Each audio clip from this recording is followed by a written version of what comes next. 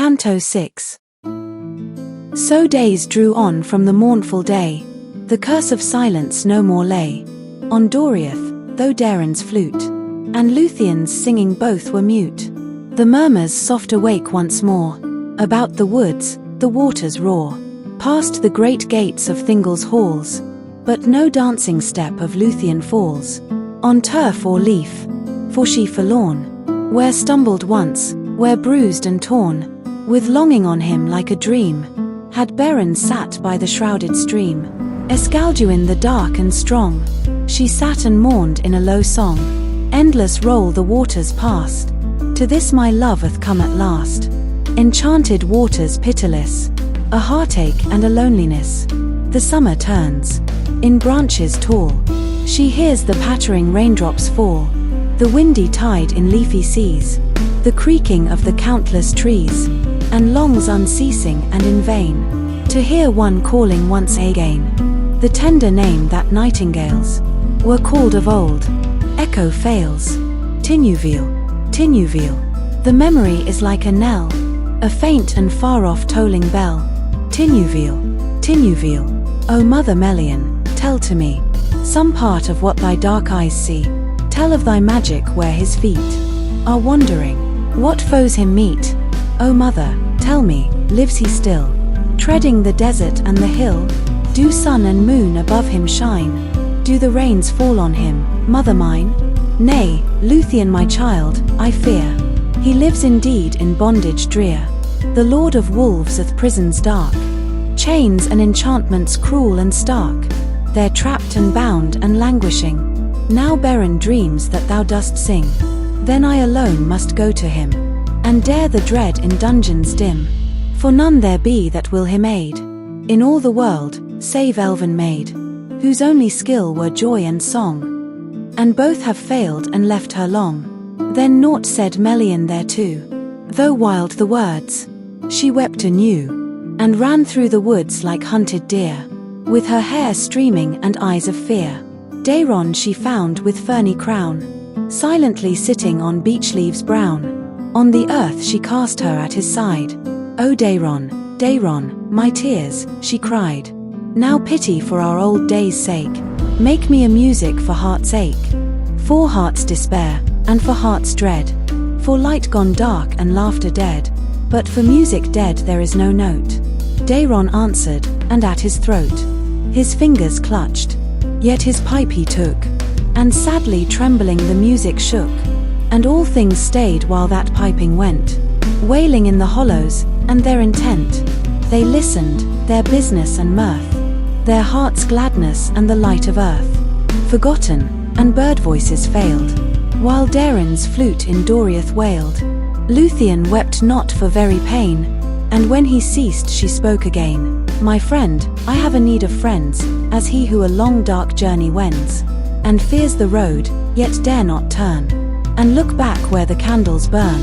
In windows he has left the night, in front he doubts to find the light, that far beyond the hills he seeks, and thus of Melian's words she speaks, and of her doom and her desire, to climb the mountains, and the fire, and ruin of the northern realm, to dare, a maiden without helm, or sword, or strength of hardy limb, where magic founders and grows dim. His aid she sought to guide her forth, and find the pathways to the north, if he would not for love of her, go by her side a wanderer. Wherefore, said he, should J.R.R go into direst peril earth doth know, for the sake of mortal who did steal his laughter and joy? No love I feel for Beren son of Barahir, nor weep for him in dungeons drear, who in this would have chains enow, heavy and dark. But thee, I vow, I will defend from perils fell, and deadly wandering into hell. No more they spake that day, and she perceived not his meaning. Sorrowfully she thanked him, and she left him there. A tree she climbed, till the bright air above the woods her dark hair blew, and straining afar her eyes could view the outline grey and faint and low of dizzy towers where the clouds go, the southern faces mounting sheer in rocky pinnacle and pier, of shadowy mountains pale and cold, and wide the lands before them rolled. But straightway J.R.R sought the king, and told him his daughter's pondering, and how her madness might her lead to ruin, unless the king gave heed. Thingol was wroth, and yet amazed. In wonder and half fear he gazed on J.R.R, and said, Truest thou been, now ever shall love be us between, while Doriath lasts, within this realm. Thou art a prince of beech and elm. He sent for Leithian, and said, O maiden fair, what hath thee led to ponder madness and despair, to wander to ruin, and to fare from Doriath against my will, stealing like a wild thing men would kill, into the emptiness outside? The wisdom, father, she replied, nor would she promise to forget, nor would she vow for love or threat, her folly to forsake and meek, in Doriath her father's will to seek. This only vowed she, if go she must, that none but herself would she now trust, no folk of her father's would persuade, to break his will or lend her aid. If go she must, she would go alone, and friendless dare the walls of stone. In angry love and half in fear, Thingol took counsel his most dear, to guard and keep, he would not bind, in caverns deep and intertwined, sweet Leithian, his lovely maid, who robbed of air must wane and fade, whoever must look upon the sky, and see the sun and moon go by, but close unto his mounded seat, and grassy throne there ran the feet of Hirilorn, the beechen queen. Upon her triple boles were seen no brake or branch, until aloft, in a green glimmer, distant, soft, the mightiest vault of leaf and bough, from world's beginning until now, was flung above Escalduin's shores, and the long slopes to Thingol's doors. Grey was the rind of pillars tall, and silken smooth, and far and small. To squirrels' eyes were those who went at her grey feet upon the bent. Now Thingol made men in the beech, in that great tree, as far as reach, their longest ladders, there to build an airy house, and as he willed, a little dwelling of fair wood was made, and veiled in leaves it stood.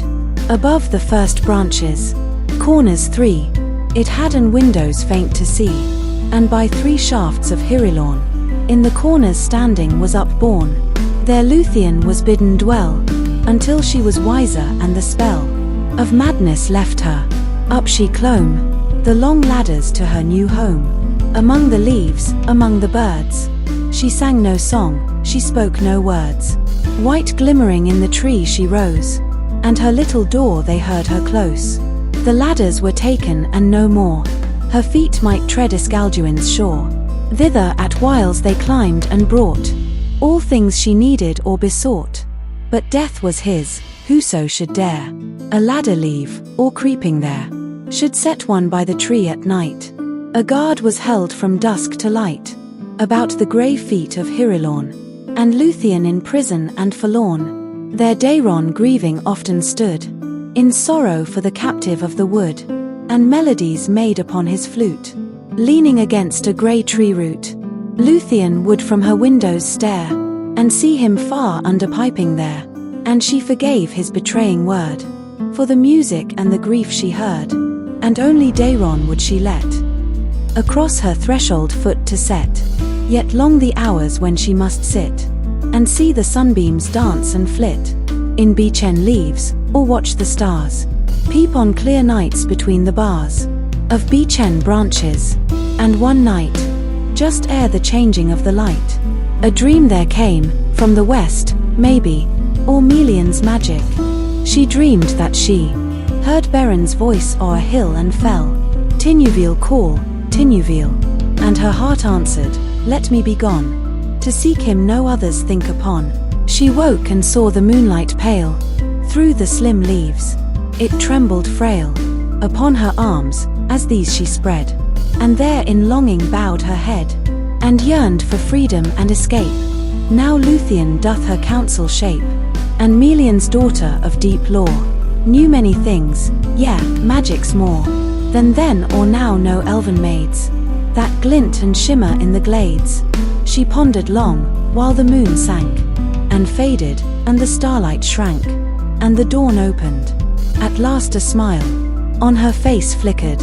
She mused a while, and watched the morning sunlight grow, then called to those that walked below. And when one climbed to her she prayed, that he would in the dark pools wade, of cold Escalduin, water clear, the clearest water cold and sheer, to draw for her, at middle night. She said, in bowl of silver white, it must be drawn and brought to me, with no word spoken, silently. Another she begged to bring her wine, in a jar of gold where flowers twine, and singing let him come to me, at high noon, singing merrily. Again she spake, now go, I pray, to Melian the queen, and say, thy daughter many a weary hour, slow passing watches in her bower, a spinning wheel she begs thee send. Then J.R.R she called, I prithee, friend, climb up and talk to Leithian, and sitting at her window then, she said, my J.R.R, thou'st craft, beside thy music, many a shaft, and many a tool of carven wood, to fashion with cunning, it were good, if thou wouldst make a little loom, to stand in the corner of my room. My idle fingers would spin and weave, a pattern of colors, of morn and eve, of sun and moon and changing light, amid the beech leaves waving bright. This J.R.R did and asked her then, O Leithian, what wilt thou weave? What wilt thou spin? A marvelous thread, and wind therein, a potent magic, and a spell. I will weave within my web that hell, nor all the powers of dread shall break. Then J.R.R wondered, but he spake no word to Thingol, though his heart feared the dark purpose of her art. And Leithian now was left alone, a magic song to men unknown. She sang, and singing then the wine, with water mingled 3 times 9, and as in golden jar they lay, she sang a song of growth and day, and as they lay in silver white, another song she sang, of night, and darkness without end, of height, uplifted to the stars, and flight, and freedom, and all names of things, tallest and longest on earth she sings, the locks of the long-beard dwarfs, the tail of Draugluin the werewolf pale, the body of Glorung the great drake, the vast upsoaring peaks that quake, above the fires in Angban's gloom, the chain Angana that ere doom, for Morgoth, the just Vela wrought, of steel and torment, names she sought, and sang of Glend the sword of Nan, of Gillim the giant of Eruman, and last and longest named she then, the endless hair of Uinen, the lady of the sea, that lies through all the waters under skies. Then did she lave her head and sing, a theme of sleep and slumbering, profound and fathomless and dark, as Leithian's shadowy hair was dark. Each thread was more slender and more fine, than threads of twilight that entwine, in filmy web the fading grass, and closing flowers as day doth pass. Now long and longer grew her hair, and fell to her feet, and wandered there, like pools of shadow on the ground. Then Leithian in a slumber drowned, was laid upon her bed and slept, till morning through the windows crept, thinly and faint, and then she woke, and the room was filled as with a smoke, and with an evening mist, and deep, she lay thereunder drowsed in sleep. Behold, her hair from windows blew, in morning airs, and darkly grew, waving about the pillars grey, of Hirilorn at break of day. Then groping she found her little shears, and cut the hair about her ears, and close she cropped it to her head, enchanted tresses, thread by thread. Thereafter grew they slow once more, yet darker than their wont before, and now was her labour but begun. Long was she spinning, long she spun, and though with elvish skill she wrought, long was her weaving, if men sought to call her, crying from below. Nothing I need, she answered, go, I would keep my bed, and only sleep. I now desire, who waking weep. Then J.R.R feared, and in amaze, he called from under, but 3 days. She answered not. Of cloudy hair, she wove a web like misty air, of moonless night, and thereof made a robe as fluttering dark as shade, beneath great trees, a magic dress, that all was drenched with drowsiness. enchanted with a mightier spell than Melian's raiment in that dell, wherein of yore did Thingol roam, beneath the dark and starry dome that hung above the dawning world. And now this robe she round her furled, and veiled her garments shimmering white, her mantle blue with jewels bright, like crystal stars, the lilies gold, were wrapped and hid, and down there rolled dim dreams and faint oblivious sleep, falling about her, to softly creep through all the air. Then swift she takes the threads unused, of these she makes a slender rope of twisted strands, yet long and stout, and with her hands she makes it fast unto the shaft of Hirilorn. Now, all her craft and labor ended, looks she forth from her little window facing north. Already the sunlight in the trees is drooping red, and dusk she sees come softly along the ground below. And now she murmurs soft and slow, now chanting clearer down she cast her long hair, till it reached at last from her window to the darkling ground. Men far beneath her heard the sound, but the slumberous strand now swung and swayed above her guards. Their talking stayed, they listened to her voice and fell suddenly beneath a binding spell. Now clad as in a cloud she hung, now down her roped hair she swung, as light as squirrel, and away, away, she danced, and who could say what paths she took, whose elvish feet no impress made a dancing fleet?